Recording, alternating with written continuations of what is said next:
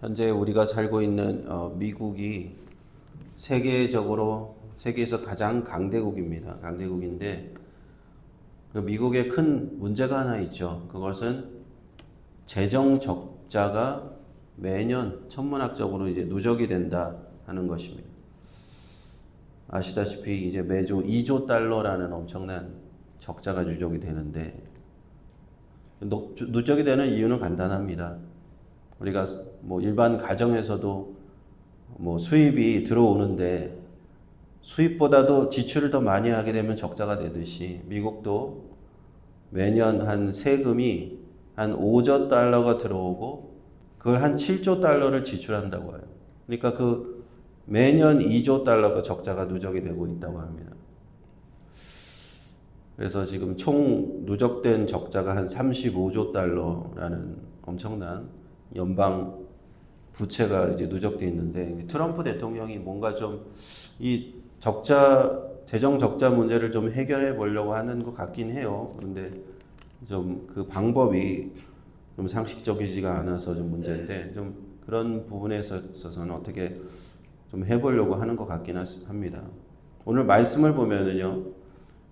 열왕기상 10장에 솔로몬 시대에 10절, 14절에 보시면 세입금이라고 되어 있죠. 세금이 엄청나게 들어왔다는 겁니다. 얼마나 많이 들어왔냐? 매년 666 달란트의 금이 급가로 들어왔다는 겁니다. 이 당시에 솔로몬이 해상 무역을 장악했습니다. 그 지중해 해상 무역을 장악했고 두로 왕 히람과 그 동맹을 맺어가지고 무역을 장악하면서 엄청난 금을 가지고 왔어요. 그리고 오빌에서 최대 금 생산지였던 그 오빌이라는 지역에서 엄청난 금을 이스라엘로 가지고 왔습니다. 그 금의 양이 지금 한번 계산을 해보면요, 약 30억 달러 정도 가치에 해당하는 겁니다.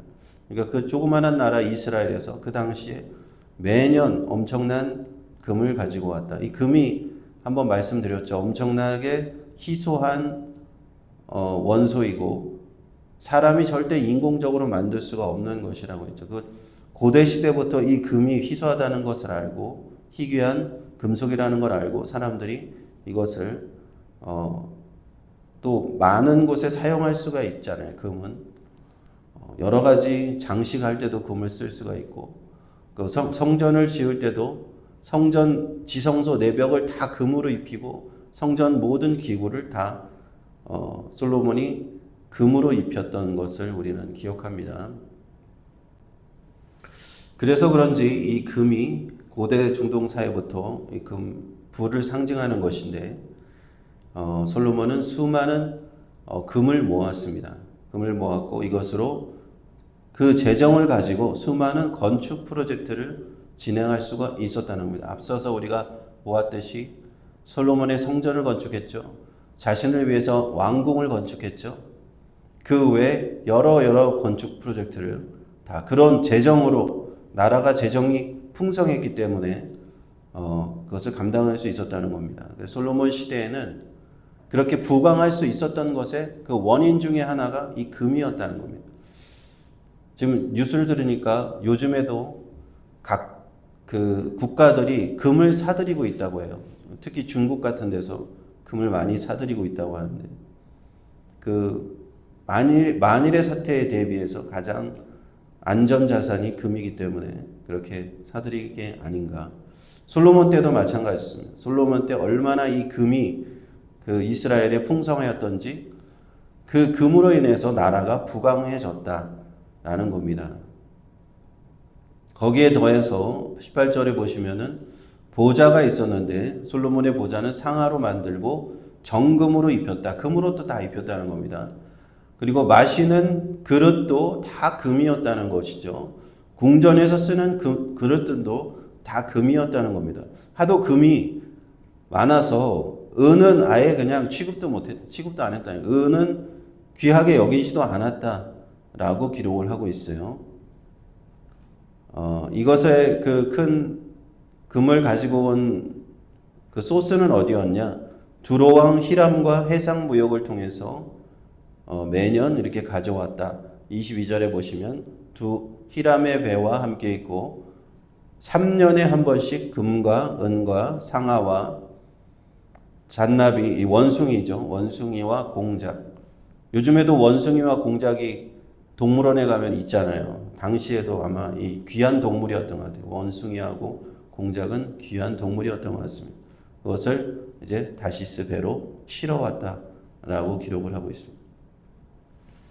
솔로몬 시대에 하나님께서 솔로몬에게 주신 것, 우리가 잘 알듯이 첫 번째는 지혜를 주셨습니다. 모든 왕들보다 뛰어난 지혜, 그 누구보다도 뛰어나서 솔로몬의 명성은 세계 만방에 떨쳐졌습니다. 사람들이 정말 솔로몬이 뭐라고 얘기하는지 듣고 싶은 거예요. 듣고 싶어서 모든 사람들이 찾아오듯이 앞서 스바 여왕, 에티오피아에서 있었던 여왕으로 우리가 추정하는데 스바 여왕이 찾아와서 자신의 모든 질문을 했잖아요. 솔로몬에게 모든 질문을 하고, 그럴 정도로 솔로몬의 지혜는 만방의 명성이 벌써 떨쳐졌습니다.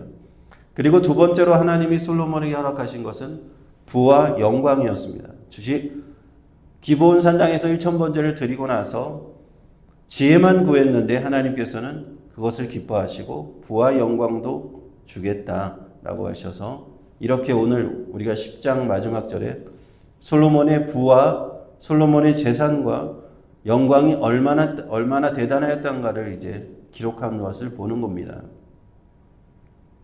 그런데 하나님께서 솔로몬에게 지혜를 주셨기 때문에 저는 그런 생각이 듭니다. 지혜가 하나님께서 주신 그 지혜 때문에 자연스럽게 솔로몬은 부와 영광을 누릴 수가 있게 되지 않았을까 하는 생각을 하게 됩니다. 그것은 참 시대를 막론하고 그런데요. 세상에서 부를 쌓고 그 세상의 영광을 가져가는 사람은 누군가? 사실 그 사람이 아무것도 가진 것이 없어도 지혜로운 사람은 그것을 해내더라는 겁니다. 지혜로운 사람은 앞으로 일어날 일들을 미리 내다보죠. 이 세상에서 무엇이 필요한지를 바로바로 그 캐치합니다. 그 중에 한 가지 예를 들자면은 우리가 잘 아시는 아마존의 제프 베이조스 그 창립자가 있는데, 그 제프 베이조스가 처음에 아무것도 없을 때 그 사람이 아마존을 창립할 때 얘기를 들어보면 카페에서 이렇게 냅킨에다가 그림을 그렇게 그렸어요. 동그랗게 그림을 그리고 하나의 원으로 그림을 그리는데, 자기가 어떤 유통업체를 만들어서 고객들을 완전히 만족시키기만 하면은 고객들이 다시 자신의 그 회사에서 구매를 할 것이고 이것이 엄청난 선순환을 일으킬 것이다. 그렇게 해서 아마존을 창립했어요. 그래서 아마존이 그 가장 특징이 뭐냐면 고객 만족이에요. 고객이 무슨 불만을 해서 반품을 해도 다 받아줍니다. 그런 데가 없었잖아요. 그래서 사람들은 아마존이 너무 좋다고 하면서 계속 아마존에서 모든 걸 사게 되고, 그 처음에 생각했던 그 컨셉이 맞아떨어져서 지금 아마존이 이제 세계 유통의 1인자가 되었고, 그 제프 베이조스는 재벌이 되었죠. 그렇게 지혜로 있는 사람은 무언가 이 세상에서 부를 창출하다는 겁니다. 앞을 내다보고 이 세상에서 필요한 것이 무엇인가? 그럼 모든 미국의 유명한 기업들이 사실 다 그렇게 생겨난 거예요. 우리가 이름만 대면 다 알만한 그런 기업들도 아무것도 없었을 때 그들의 가지고 있는 지혜로 이 세상의 부를 어떻게 보면 좀 부를 쓸어 담는 듯한 그런 느낌이 있습니다. 마찬가지로 솔로몬이 하나님께서 당대에 가장 지혜롭게 한 지혜자가 되게 하셔서 그는 그 지혜로 자연스럽게 이 부를 축적하지 않았나 생각이 듭니다. 외교 관계에 엄청 지혜롭게 하였고요. 두로왕 히람을 통해서 그와 해상 무역을 장악했고 주변과의 외교를 엄청나게 잘했습니다. 그래서 모든 이스라엘이 전쟁 없이 아주 평화로운 시대를 만들었고, 국내에서도 모든 조직을 앞서 우리가 보았죠. 솔로몬이 국내 정치를 얼마나 잘했는지 조직을 정확하게 만들어서 이스라엘이 부강하게 되었다는 겁니다. 그가 지혜가 있었기 때문에 그 지혜로 말미암아 이렇게 부와 영광도 누렸다라는 생각이 듭니다. 23절을 보시면 솔로몬 왕의 재산과 지혜가 천과 열왕보다 컸다라고 되어 있죠. 이 한 구절, 23절의 한 구절이 바로 하나님께서 응답하실 때 내가 너에게 지혜를 주고 내가 너에게 구하지 않은 부와 영광도 주리라 하나님께서 딱 대답하셨는데 그것이 완전히 이루어졌다는 걸 아는 겁니다. 재산과 지혜가 모든 다른 나라의 모든 왕들보다 컸다. 스바 여왕도 솔로몬의 지혜를 들으러 왔고 천하의 모든 왕들도 유명한 사람들도 다 솔로몬의 이 지혜를 들으려고 온 겁니다. 올 때 절대 빈손으로 오지 않죠. 각기 예물을 가지고 왔다. 25절을 보니까 은과 금과 의복과 값비싼 향품 해마다 수많은 술을 더 솔로몬에게 가져왔고 솔로몬은 더 부유해졌다 하는 것이고요. 26절에 보면은 솔로몬은 또 군사력으로도 국방력을 증강시키는데 그 당시에 전쟁이 없는 시대였긴 하지만 그래도 국가의 국방력이 중요하죠. 군사력이 중요합니다. 그래서 말과 병거 아주 많이 병거와 마병을 모았다라는 것입니다. 예루살렘에는 또 은을 돌같이 흔하게 됐다. 27절에 보니까 은이 돌같이 흔했고 백향목 가장 최고급의 목재였던 백향목은 뽕나무처럼 흔했다. 예루살렘에서. 이것은 무엇을 얘기합니까? 그 당시에 부가 얼마나 많았던지 그냥 왕만 잘 먹고 잘 살았다는 게 아니라 왕궁에만 풍요로웠던 것이 아니라 예루살렘 전체가 이렇게 풍요로웠다는 거죠. 은이 너무 흔할 정도로. 그래서 서민들도 아마도 금그릇은 못 가졌겠지만 은그릇 정도는 다들 갖고 있지 않았을까 그런 생각도 해보고요. 백향목으로 원하면은 자기 집도 지을 수 있을 정도로 그렇게 흔했다라고 하는 겁니다. 하나님께서 솔로몬에게 주신 그 약속, 그 축복, 그것은 자신에게는 물론 또 이스라엘 온 백성들에게 복이 되었다 하는 것입니다. 우리가 한 나라가 부강해지면 자연스럽게 그 나라의 백성들도 부강해지죠. 우리 대한민국도 보면은 예전에 보릿고개 시대를 지나서 나라가 점점 경제적으로 발전하니까 힘들다 해도 지금 온 국민들이 그래도 잘 사는 나라가 되었지 않습니까? 한 나라가 부강해져야 이처럼 백성들도 혜택을 보는 것 같습니다. 오늘 말씀을 통해서 열왕기상 10장 말씀을 통해서 우리가 그렇다면 하나님 앞에 구해야 될 것은 무엇인가?